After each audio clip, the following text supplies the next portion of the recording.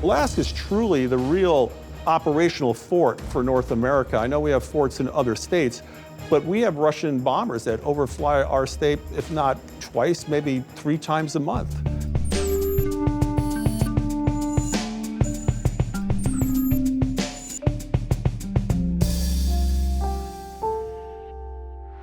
Hello and welcome to GZERO World. I'm Ian Bremmer, and today on the show, we're going polar. That's right, we're traveling way, way, way north of the lower 48 to the land of the Iditarod, Northern Lights, and other stuff, polar bears. Take a close look at America's 49th state, Alaska. Alaska's motto is North to the Future. But that could also be a slogan for our show today, because for a part of the United States many Americans probably don't spend much time thinking about, Alaska sits at the heart of some of the country's most pressing issues. Alaska's renewable resources and natural gas reserves make it a critical part of our energy future. Deposits of rare earth minerals that power computer chips and reserves of fresh water to cool data centers make it a fundamental part of our technology future. And Alaska's strategic position, close to Russia and China, makes Alaska a critical part of our geopolitical future. A person who understands that better than just about anyone is my guest today, Alaska Governor Mike Dunleavy. We're drilling down into Alaska's energy and economic potential, its role in national security and within the Arctic, and why he's so confident that the next 50 years belong to Alaska. But first, most people, if they thought of Alaska at all, thought of it as a cold, rugged wasteland. Now, suddenly, it seemed to have considerable additional value. when you think of Alaska and U.S. politics, you know you think of this moment. I believe that diplomacy should be the cornerstone of any foreign policy. And I can see Russia from my house. Tina Fey's 2008 SNL impression of Alaska Governor and GOP vice presidential candidate Sarah Palin has become an indelible meme in U.S. political history. But here's the thing, Palin never actually said it. What insight into Russian actions, particularly in the last couple of weeks, does the proximity of the state give you? They're our next-door neighbors, and you can actually see Russia from land here in Alaska. But of course, foreign policy is about more than proximity. Still, Palin wasn't entirely wrong about that either, and 16 years after that infamous line, amid Russia's growing territorial aggression and a fast-warming Arctic, Alaska's physical place in the world has become more geopolitically relevant than ever. Alaska's northern coastline makes the U.S. one of 6 countries with exclusive economic zones in the Arctic Circle. Now, no country owns the North Pole. It isn't even land. It's constantly shifting sea ice, which we're just gonna melt anyway. But as that happens, the Arctic is opening up, and countries are now racing to lay claim to untapped deposits of oil, natural gas, and rare earth minerals, newly accessible shipping routes, and strategic military positions between North America and Eurasia. Russia is winning by most metrics. The Russian government has more than 36 polar icebreakers in its fleet. That's compared to 2, not 24, 2 in the United States, giving it strategic and operational advantage. Russia accounts for nearly half the Arctic population, more than half its coastline, and it dominates Arctic industry. And Moscow has spent years building up military outposts in the region as polar ice melts and its northern waters become exposed. Russia's also increasing cooperation in the region with China, which sees the Arctic as an important part of its strategic, economic, and environmental interests, and it's believed to be exploring a military presence there. Now, historically, critical issues like environmental protection, indigenous rights, sustainable development have all been managed through the Arctic Council, and that's an intergovernmental forum of Arctic states and indigenous peoples. But ever since Russia's invasion of Ukraine, the Council's work has ground to a stop. NATO countries suspended political-level meetings with Moscow, and all international research projects have been put on hold. And that's kind of a blow to climate science. Until Arctic states can find a way to work together, rising tensions and a zero-sum game of territorial ambition is going to give the most remote part of the planet a lot more of our attention. That the United States even has a stake in the future of the Arctic and a voice in how all these critical issues get resolved is all because of Alaska. And here to help us unpack his state's strategic place in the world, its economic potential, and the vital role it's going to play in America's energy and environmental future is Alaska Governor Mike Dunleavy.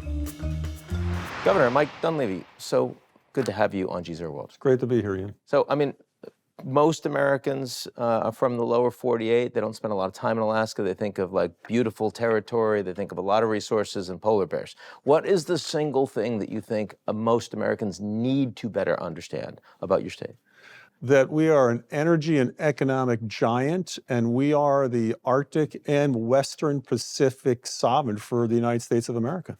And what are the biggest opportunities right now, given that? Boy, across the board. Unbelievable amounts of resources. We have 49 of the world's 50 rare earths elements. We have some of the largest lead zinc mines in the world up there. Largest gold find on the planet is up there. Largest graphite find in North America is up there. The list goes on and on. 3 times the fresh water of any other state. Our proximity on the globe is second to none. We are an oil giant. So we were producing 1 million barrels a day back in the late 80s, early 90s. We still have billions of barrels of oil. We have over 100 trillion cubic feet of gas that we're trying to market. So energy for our Western Asian allies, Japan, Korea, the Philippines, and others. But also our renewable resources are tremendous. Our wind resources, we have 150 volcanoes, 50 are active, so our geothermal resources are off the charts. Second largest tides in the world for tidal energy right by Anchorage, Alaska. We see Alaska with with all of its resources being able to be a net provider to the country and to the world in terms of energy. And so we believe that we got to work on some permitting processes with the federal government, but we also have to change some attitudes with the federal government. Some folks associated with the federal government, including NGOs, believe it's better to ship the need for minerals and the need for oil and gas overseas, to the detriment of Alaska. But also for those folks that believe in the environment, you really want to do it all here in America because we keep an eye on it. We do it better than anywhere else on the planet. So we have our challenges, but I think the next 50 years is going to belong to Alaska. So when I think about the last 5 years, we've got the USMCA, which is an important trade deal that's facilitated great integration. Alaska with Canada, the United States with Mexico and Canada. Also seen the Inflation Reduction Act, a lot of money being spent on creating jobs for transition energy, for infrastructure. Lord knows, way overdue in the United States. How's Alaska fit into those processes? Well, we have billions of dollars earmarked to Alaska as a result of some of the acts that you just mentioned. Also, we are undergoing a huge broadband expansion across Alaska. We have 200 communities that are off a road system. And so a lot of those communities don't have the access to broadband like our municipalities, our major cities and urban areas. And so we're a huge beneficiary of that. What we have to keep an eye on, as well as others, is, again, the permitting process, so that money just doesn't lay on the table for years and years. The ability to make sure our supply chains are there. I mean, we're hearing that anything related to electrical transmission, including your transformers, are 2, 3, 4 years out in back order in many cases. You and I have both heard about the fact that energy doesn't move very well, data does. Yes. And as an energy power for the Western Hemisphere, not just for the United States, how far is Alaska down the road of saying we want to bring data centers at scale to our state? We're there now. We have the land capable of supporting data centers. We have 3 times the fresh water of any other state in the country for cooling purposes. We have a cooler climate. You're not going to have to design your buildings or work hard to expel heat in Alaska as much as you do in other places. And we have tremendous energy capability that we're starting to capitalize on now, as we mentioned, everything from geothermal to wind to solar in Alaska, but also our fossil fuels. And we passed a nuclear siting bill 2 years ago, which will enable us to also site small nuclear reactors in the state of Alaska. So Alaska is an all-in approach to energy. We are open for business. And I think our tax regimes would also be something that those that are involved in the data farming, the data factories would also want to look at Alaska for, because I think we have a lot going for us in Alaska. Some of those conversations with the tech companies already really happening? Yeah, we're having conversations. We went to the NVIDIA conference here in the spring. Got to meet a number of those folks, great people. We've been in contact with them and some of the folks that they do business with and that build data factories and data farms. And they see Alaska, once again, with its water, its land, its tax regime, its cold climate, and its potential energy as a real opportunity. Because as you said, There was a time we thought that the data centers had to be located where there's absolutely the best connectivity. That's not necessarily the case anymore. So I want to pivot to national security, if you don't mind. I mean, Alaska as a Pacific power is, of And course, an Arctic power. And an Arctic power is critical to American national security. The relations with Russia are now worse than at any point since the Cold War. Alaska's on the front lines of surveillance and response capabilities. How have you seen behaviors from the Russians, from the Chinese in the Pacific affecting what you're doing? So we are, most people don't realize this, but we are further west than even Hawaii. We're 1,000 miles closer to Australia, for example, than even California. We have Chinese warships come up through the Bering Strait. We have had Russian ships for forever plying the Bering Strait as well.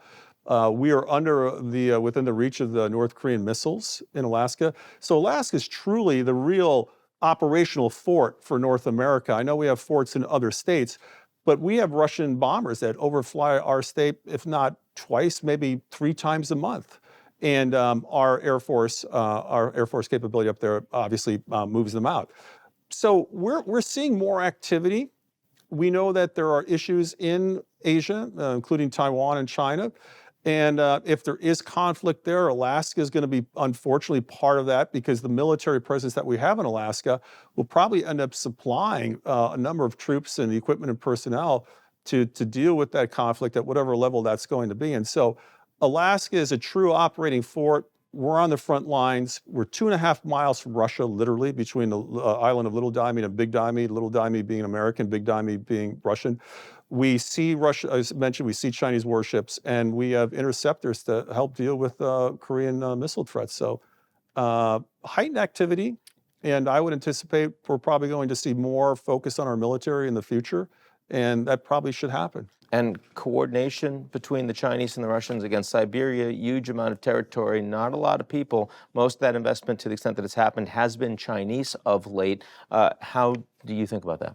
I think the future, once again, I think we went from the belief, the concept, the hope, and globalism. I think post-COVID again, and because of these conflicts, I think you're starting to see the world reorganize itself.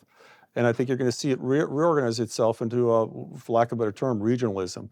We talked about Canada. We talked about the United States. Again, our neighbors to the south, Mexico, our allies in Western Europe, and our allies in Eastern Asia, the Japanese, the Koreans, Philippines, et cetera.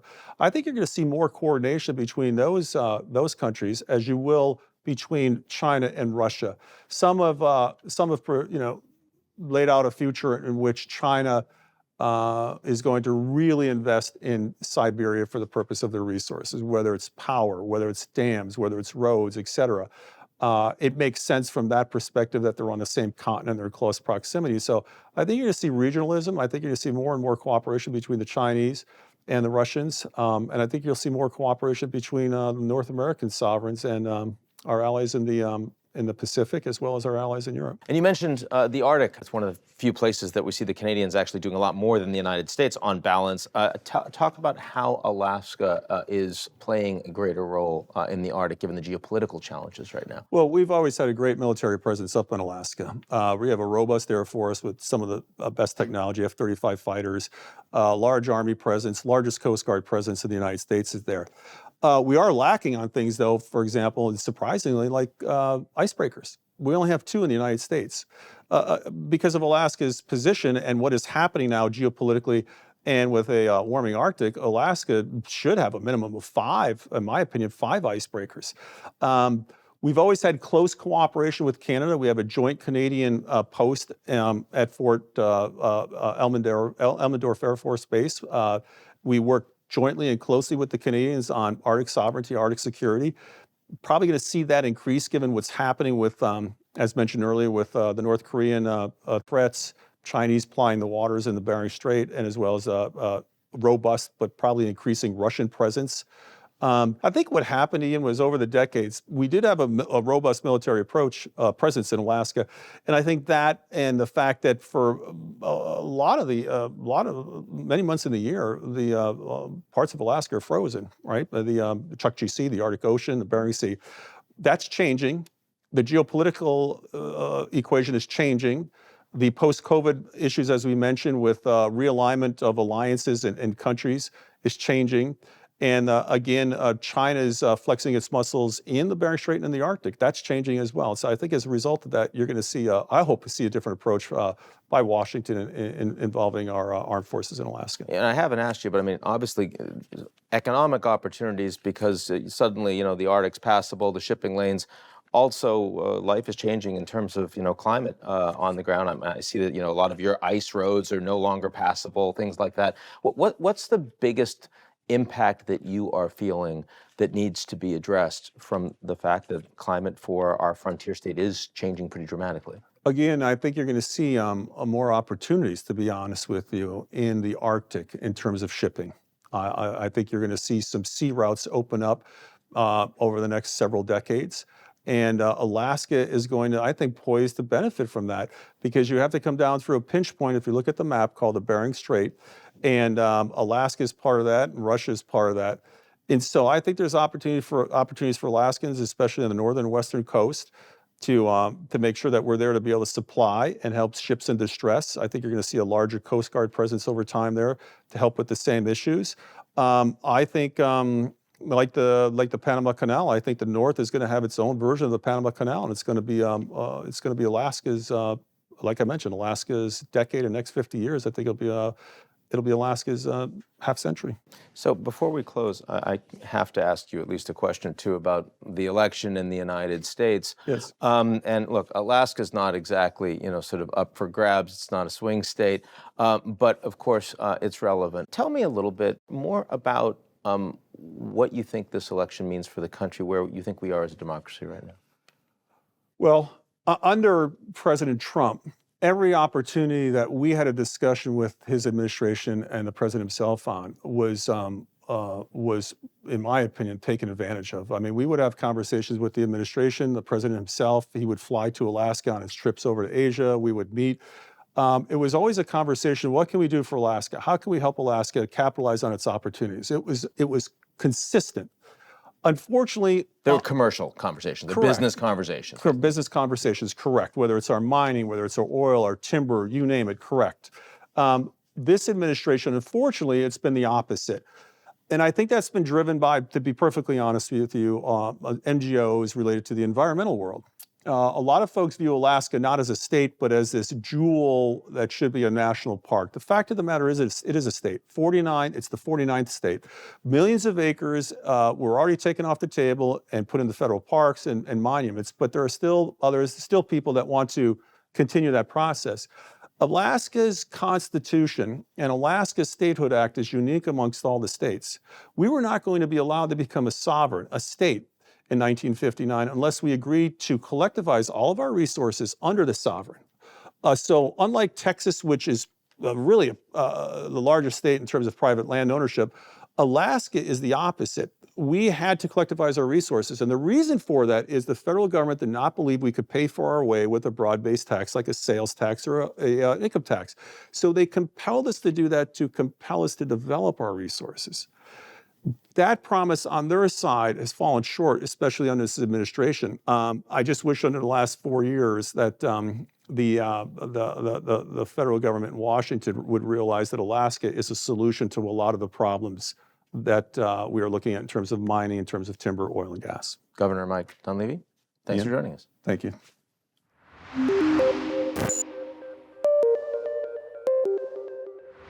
That's our show this week. Come back next week, and if you like what you see, or even if you don't, I've got a remote icy state I can send you to. You can also take a moment to sign up for our most excellent daily newsletter. It's appropriately titled GZERO Daily.